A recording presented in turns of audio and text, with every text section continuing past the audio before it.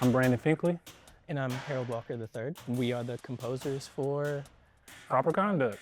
We met Kameron on a few other projects that I did with him, and that one project led to another, and Proper Conduct happened. I think because he worked with both of us before, I think he's comfortable with us, and we are good at expressing his emotional intent through music really well. And I would say we bring different expertises to the table. I'm a bit of a Renaissance man. I do visuals, I do music, I have the dance background. Brandon has a little more technical expertise when it comes to the production side of things. So I think the marriage of the two gave him the product and the confidence to deliver the music that he would want for a project this big.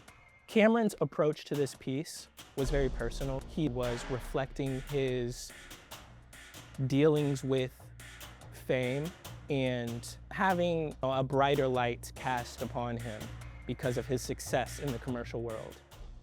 We tried to articulate that journey through the music, so it opens very freely. The first act is very loose, it's very lighthearted. It still has that inner child intact, right? That inner personality that we all have when we're home alone dancing in the kitchen. I think that's articulated in the music and in the movement and in the costume. But over time, this pressure from the outside world, this policing of thought, is articulated by the narrator of the piece, who tries to monitor and restrict the dancers. So by the end, everything is more militant. The colorful dancers are now in all white, right? The music doesn't have the freeness. Everything is like chugging along. The tempo is picking up. Everybody's in line. It was a lot of vocabulary that we had to figure out with him and try to figure out his direction, really. And he's a big emotional person, so I allow him to use a lot of emotional words. So we will take those words back and just like, what does that mean to you? What does that mean to me? All right, let's make something. Send it to him, he'll send it back, and we just keep building until we get to what we have today. The work as a whole is very dynamic, so it's hard to box it into a genre. Act 1 is a little more like contemporary classical leaning. Act 2 is very abstract. There's no meter. It really sounds more like atmospheric sound effects. And then Act 3 is a lot more electronic. It's like 4 on the floor chugging. It's this up tempo. It gets the heart racing. We're taking all the videos that he's had for rehearsals and adding that with the orchestra and having the orchestra embellish certain things and or bringing out those certain things that we see visually. We have some moments where they're clapping, so we have to add those in, add those sound effects. They're breathing hard, so we add those in so we can get that sensation or that 3D feel of a live show. Like, what is that? Where's that coming from?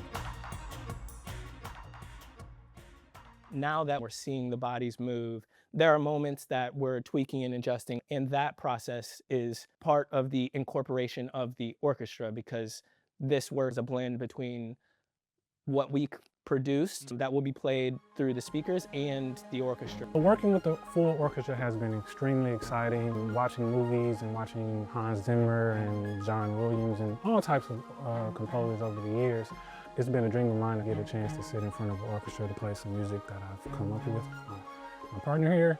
Working with the orchestra is really a dream come true. Yeah, I'm a band kid at heart, so throughout this whole process, I was thinking back to 9-year-old Harold, first getting my saxophone, and the journey that's led me to now co-composing with Brandon a piece with a beautiful orchestra on a stage across the world. It's been a very fun process. Yeah, I would say my grandmother would be happy. She would be proud. Creating the role of the narrator was an exciting process. It was my voice narrating the work. This was my first time voice acting, so I really did my best to embody the boldness and the confidence and the arrogance that the narrator had. Hello, and welcome.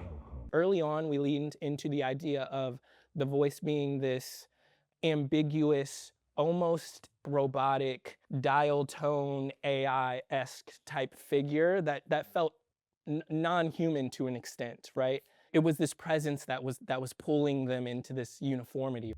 You will now be taken on a journey A journey to show you why you need us. I'm excited for audiences to hear and feel really the excitement and the intention behind the music and what Cam really wanted to express.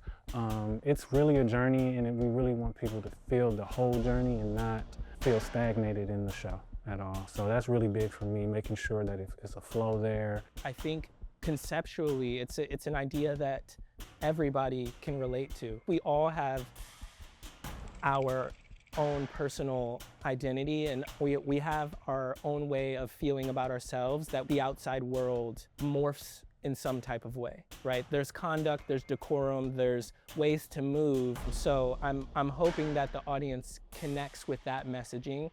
Early on, I hope that they are put off by the message that the narrator has. I think the work presents a lifestyle that most of us find can connect to. They look like they're having fun on stage, right? There's nothing wrong with this, but this presence is telling them that there's something wrong with this. And we've all kind of experienced this. So I hope that the audience feels this, connects with it, and by the end is moved.